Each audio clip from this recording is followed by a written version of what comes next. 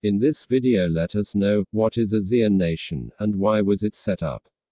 What does it now? How do members cooperate? How important is the region economically? How a relation between ASEAN and China, and lastly, what does the future hold? All of that question is we will answer that in this video.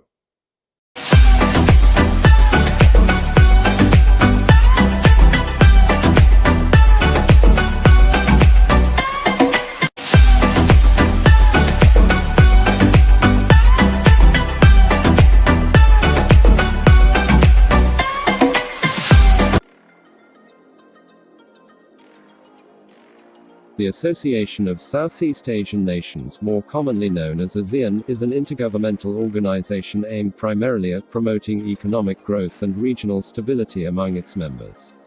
There are currently 10 member states: Indonesia, Malaysia, Philippines, Singapore, Thailand, Brunei, Laos, Myanmar, Cambodia, and Vietnam. First question is, why was it set up? ASEAN was founded half a century ago in 1967 by the 5 Southeast Asian nations of Indonesia, Malaysia, Philippines, Singapore and Thailand. This was during the polarized atmosphere of the Cold War, and the alliance aimed to promote stability in the region. Over time, the group expanded to include its current 10 members. Regional cooperation was further extended with the creation of the ASEAN Plus 3 Forum in 1997, which included China, South Korea and Japan. And then the East Asia Summit, which began taking place in 2005 and has expanded to include the India, Australia, New Zealand, Russia and the United States. Second question is, what does it do now? ASEAN aims to promote collaboration and cooperation among member states, as well as to advance the interests of the region as a whole, including economic and trade growth. It has negotiated a free trade agreement among member states and with other countries such as China, as well as eased travel in the region for citizens of member countries. In 2015, it established the ASEAN Economic Community or AEC, a major milestone in the organization's regional economic integration agenda. The AEC envisions the bloc as a single market with free flow of goods, services, investments and skilled labor, and freer movement of capital across the region.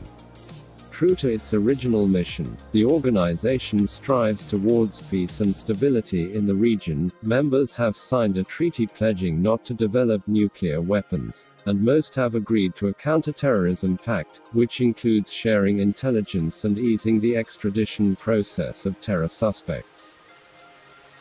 Third question is, how do members cooperate? One of the organization's aims is to promote technical and research cooperation among its members. The ASEAN Outstanding Scientist and Technologist Award is presented every 3 years to recognize nationally and internationally acclaimed achievements in the field. Areas of research include safeguarding the region's environment and wildlife. The association's Center for Biodiversity was established to promote cooperation on conservation and sustainability throughout the region and serves as Secretariat of ASEAN Heritage Parks, which oversees 37 protected sites.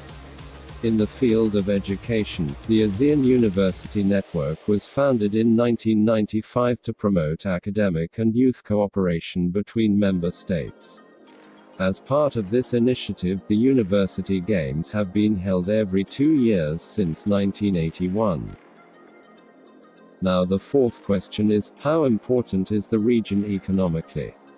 If ASEAN were a country, it would be the 7th largest economy in the world, with a combined GDP of $2.6 trillion in 2014. By 2050 it's projected to rank as the 4th largest economy. And home to more than 622 million people, the region has a larger population than the European Union or North America. It also has the 3rd largest labor force in the world, behind China and India. The fifth question is, how are relations between ASEAN and China? The Southeast Asian region is now China's third largest trading partner, with annual bilateral trade valued at $443.6 billion. The South China Sea territorial dispute has emerged as a challenge to the unity of the organization. ASEAN has discussed drawing up a code of conduct to be signed with China governing disputes in the South China Sea, but Beijing is reluctant to sign on to a multilateral agreement.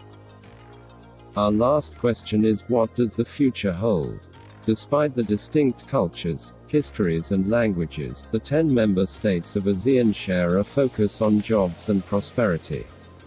Household purchasing power is rising, propelling the region into the next frontier of consumer growth. The region must now meet the challenges of providing enormous investment in infrastructure and human capital development to ensure it realizes its full potential.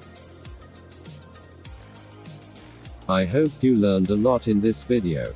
If you enjoy watching this, please click the subscribe button for more future video.